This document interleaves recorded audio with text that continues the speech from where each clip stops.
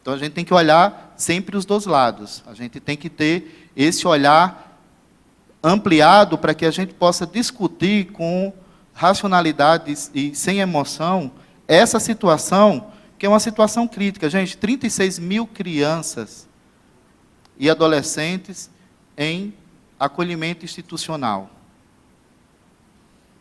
Isso é um número bem expressivo, né? Nós temos mais de 5 mil crianças. Eu estou com o dado mais recente do Cadastro Nacional de Adoção, 5.255 crianças e adolescentes no cadastro de adoção. Esse é o dado de quarta-feira. E quarta-feira estavam sendo adotadas, na hora que eu busquei essa informação, 3 crianças estavam sendo adotadas do Cadastro Nacional de Adoção. Só que tem também uma situação que a gente tem que buscar, que até então não é discutida. As crianças que retornam por uma adoção que não deu certo. Por um processo de adoção que não deu certo. Essa é uma situação que a gente tem que discutir. A gente tem que chegar nesse número também. E esse número, ele não aparece. Você busca informações em todas as fontes, e esse número de quantas crianças passaram por um processo de adoção, quantas são daquelas que retornaram?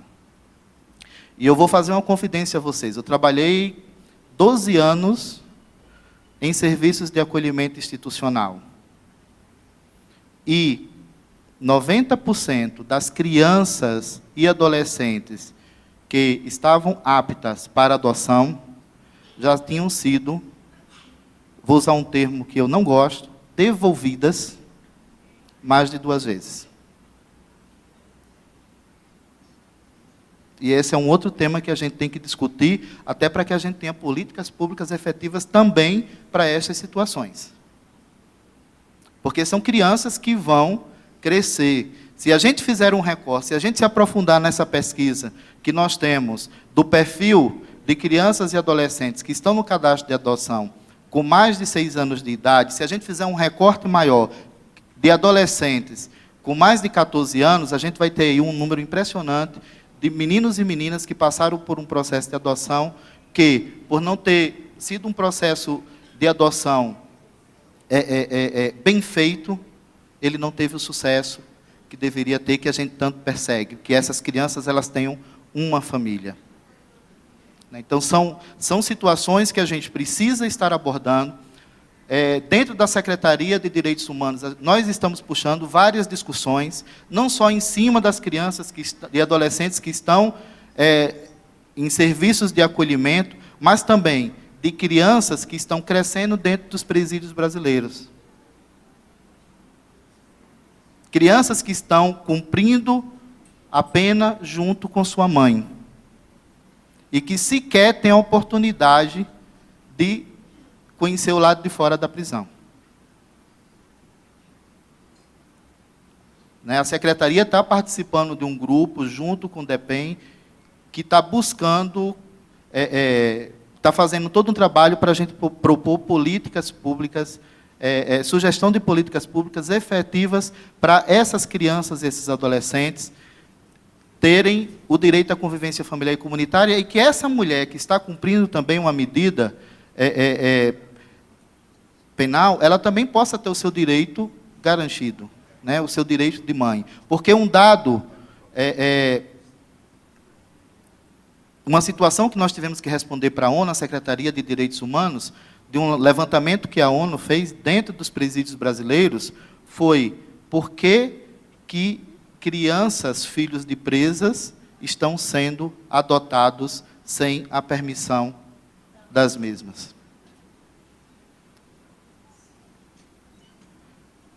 E, numa das visitas que nós fizemos a um dos presídios, para buscar as boas práticas e ver as situações que ocorrem, nós tivemos a seguinte afirmação de um diretor ou diretora desse presídio. A lei estabelece que, se em 2 anos Olha só a interpretação que está sendo dada para a lei, dos 2 anos. A lei estabelece que se em 2 anos ela não for para a família, ela tem que ser adotada. E a lei não fala isso. Exatamente. Se a pena da mãe for mais de 2 anos, a criança vai ser adotada. E ainda com com algo muito forte. A vinculação dessa criança junto com a mãe continua, gente. Se até 2 anos a criança está lá no presídio junto com a mãe, se não se buscou a família extensa, ou se não buscou uma forma de acolhimento institucional, já que se não tem família extensa, até que essa mãe ela cumpra a medida e depois e continue se fazendo a vinculação, porque não é impedimento da mãe estar cumprindo uma medida e a criança está no serviço de acolhimento, de se manter essa vinculação, né, o que se tem uma comodidade, então é mais fácil não fazer, né, se dá um parecer de que é necessária a destituição do poder familiar, do que se fazer a vinculação, porque a mãe vai ter que levar a criança ou onde ela está presa, ou trazer a mãe até o serviço de acolhimento. Então, são questões que a gente tem que abordar, né? E abordar com muita responsabilidade, né? Para que a gente consiga assegurar direitos constitucionais de crianças, de adolescentes, de homens, de mulheres e das famílias. E um outro ponto que hoje pela manhã foi tocado foi da higienização, né? Da promoção de higienização. E, geralmente, essa higienização ela acontece com crianças e adolescentes em situação de rua. E a gente tem aí se aproximando...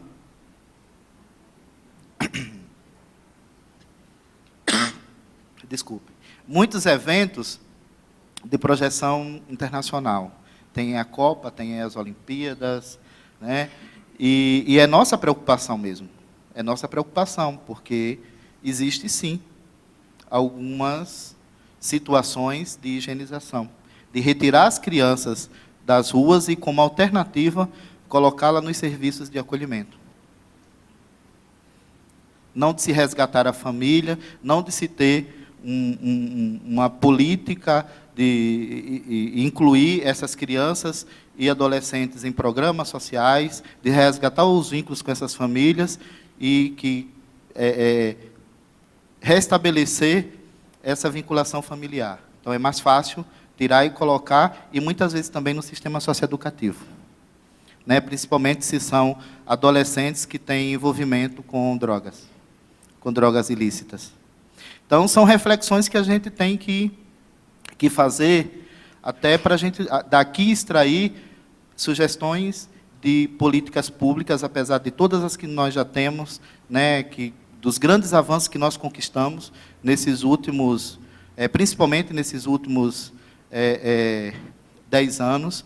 Né? Então, a gente precisa ter esse olhar mais ampliado e buscar em vocês e alertar vocês: o controle social está na sociedade.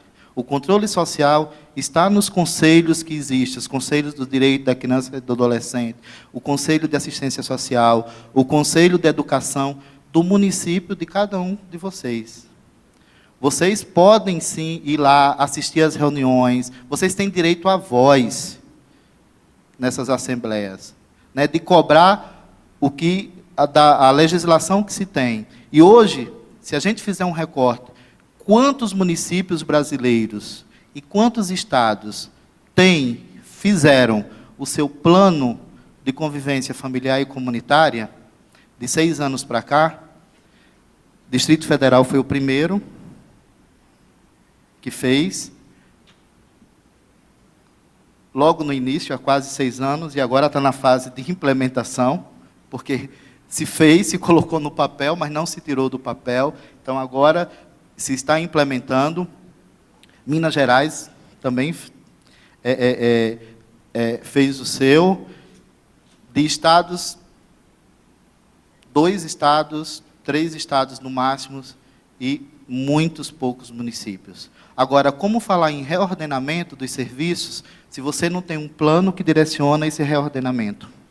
Se você não indica as políticas necessárias para fazer esse reordenamento, e se você não faz esse diagnóstico que é tão necessário, que a gente buscou fazer esse recorte de diagnóstico, não era um diagnóstico, mas a gente buscou fazer um recorte nessa pesquisa que foi feita, para embasar o plano do seu município para garantir, com uma política pública, os serviços necessários para as famílias e para as nossas crianças e adolescentes. Então, são reflexões que a gente tem que fazer. E nós, como governo, nos colocamos para fazer junto com vocês.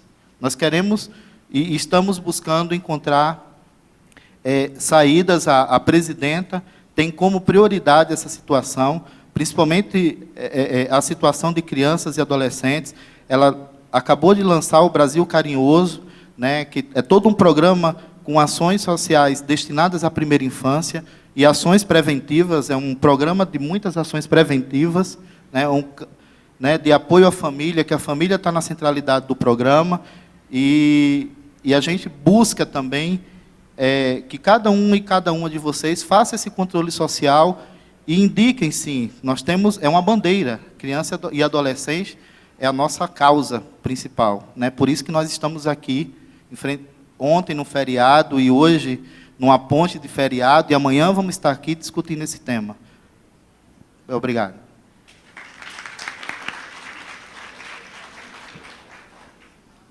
Boa tarde, gente. O meu lugar de fala aqui, acho que quando a Secretaria de Desenvolvimento Social e Transferência de Renda, que é a instituição que eu represento, e a Secretaria da Criança do DF foram convidados para essa mesa, acredito que na perspectiva de poder compartilhar com vocês exatamente quais políticas públicas nós estamos implantando no DF pelo direito à convivência familiar e comunitária. Nesse sentido, eu, assim, dei uma estruturada aqui na minha cabeça em 2 pontos, né? Inicialmente, falar do serviço de acolhimento, porque o DF está passando por um momento muito especial, né? Em 2008, 2009, né, que foi lançado o Plano Distrital do DF de Convivência Familiar e Comunitária. Há 6 anos foi instituído o comitê, estava aqui resgatando com a Ana Angélica, porque nessa época eu não era da secretaria. E foi feito um diagnóstico, né, nessa época. Nós tínhamos ali aproximadamente 800 meninos e meninas em instituições de acolhimento. Hoje, né, foi feito um novo levantamento, tanto com o MDS, com o apoio da Vara da Infância. A gente já tem um número menor, que vai de 550 a 600 meninos e meninas. Claro que ainda é um número muito grande, ainda mais para o DF, para o Distrito Federal, que também vai de encontro com, né, a enorme desigualdade social, e que a gente falava aqui, que, enquanto a Ana Angélica apresentava que, quando vem o índice de pobreza como motivo de acolhimento, ele nunca vem puro, ele nunca vem sozinho, né? Ele vem com a negligência, ele vem com a violência, e aí essa família, mais uma vez, é atropelada pela pobreza, pela extrema pobreza, que vem com outro conjunto de violações de direitos que acaba incidindo no acolhimento dessa criança, desse adolescente. Então, depois do trabalho do plano distrital, onde ele foi elaborado com a grande participação da sociedade civil, né, principalmente no diagnóstico, que foi com o apoio da Católica, de DIS, Instituto da Cidadania, de atores que tocaram mesmo com muita garra o diagnóstico, porque senão acho que nem teria saído, né? O DF, a partir desse ano, começou um novo trabalho, que é o plano de reordenamento em si. Né? Então, foi feita uma visita e um trabalho conjunto com todas as entidades do DF, que são 18 entidades de acolhimento, para a gente fazer um diagnóstico de onde estou e para onde vou. Né? Onde estou e para onde quero ir. Na verdade, onde as orientações técnicas, né, exigem que nós cheguemos lá. E aí, a gente percebeu que muitas entidades já avançaram, né, no reordenamento. Em algumas questões que, ao meu ver, elas são mais fáceis, né, a questão da meta de atendimento. Hoje, das 18 instituições, nós temos apenas 4 que têm uma meta muito elevada, de 60, 70 e 50. Então, as outras têm de 35, né, de 23, que são casos que não são tão complicados, né, de serem resolvidos, com a construção de mais uma casa, com o aluguel de mais uma, com a transferência de alguns meninos. Né? Então, esse foi um ponto que a gente viu que as entidades elas conseguiram se adequar, na estrutura física também, o tempo que deu uma diminuída no tempo de permanência, mas que também isso aí é um esforço da rede, não é só da unidade de acolhimento.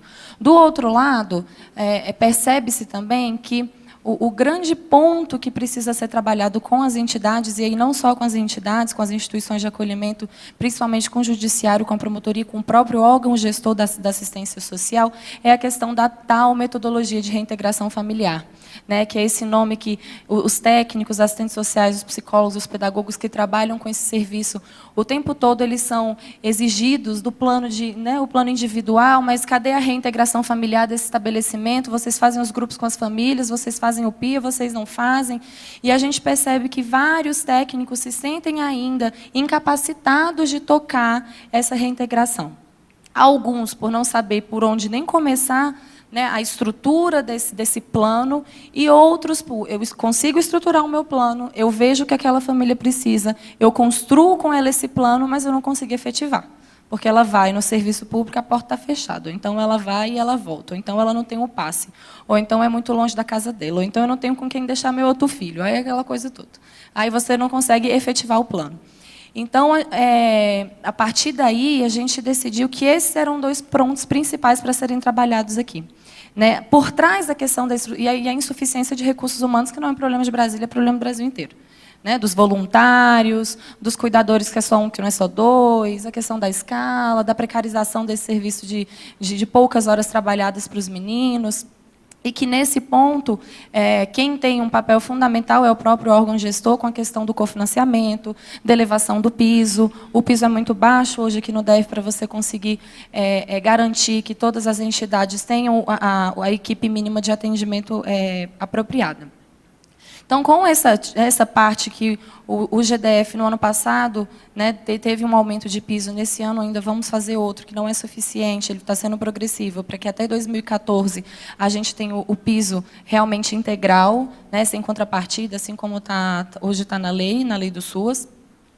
A gente está fazendo um outro trabalho que é realmente de investir na metodologia de trabalho e na capacitação desses trabalhadores, tanto os trabalhadores diretos da SEDESC quanto os trabalhadores da rede de acolhimento. Né? Em grupos, tanto de grupos de discussão dos casos, grupos com os coordenadores, e a gente chama uma coisa como seria oficina de gestão. A gente vê que hoje os coordenadores das unidades vêm de uma história, né, de entidades religiosas, de entidades beneficentes. Então, ainda tem algumas entidades ainda tem a questão de eu estou cuidando desse menino, e aquela família é má, mas eu estou protegendo. Não percebe aquela família como uma família que tem um potencial de cuidadora, né, de cuidado. Então, essas questões que são dirigidas e coordenadas pelo próprio dirigente precisam também de apoio, que esse apoio que deve ser dado pelo órgão gestor, né, que é isso que é também uma grande novidade das orientações técnicas. Então, eu diria que o que nós conseguimos avançar agora, e trouxemos até Campinas para conversar conosco, que acredito eu que seja um município que conseguiu avançar nesse papel de ser o coordenador da rede de serviço de acolhimento do seu estado, do seu município, que é esse o papel da assistência social hoje aqui no DF, a gente está tentando cumprir. É esse caminho que a gente está trilhando hoje. Se perguntar qual é o principal caminho que a SEDESC hoje está trilhando no reordenamento, é se aproximar das entidades, exercer o papel de coordenadora dessa rede, conhecer, saber quem são esses meninos que estão acolhidos. E um outro ponto principal é coletivizar as demandas das entidades de acolhimento, né, que a gente fala. Todas passam por dificuldades em colocar os meninos no colégio, conseguir efetivar o tratamento da mãe na rede de saúde, efetivar a transferência de renda, ou Bolsa Família, questões que são da própria assistência social ou de outras políticas. A ideia, enquanto coordenador dessa rede, é que você possa unir as demandas de todos os abrigos e estabelecer um fluxo dentro do DF para que eles não tenham que ficar correndo e seja institucionalizado, que não seja personalizado. Então, é priorizar esse atendimento, protocolos, fluxos que priorizem o atendimento de criança e adolescente como um todo, mas, mais ainda, priorizar a criança e o adolescente que está numa instituição de acolhimento. E é esse trabalho que a gente tem feito, as entidades estão bem parceiras, e aí a gente está conseguindo caminhar. No outro sentido, que eu acho que a mesa não era só o serviço de acolhimento, que fala da parte de prevenção,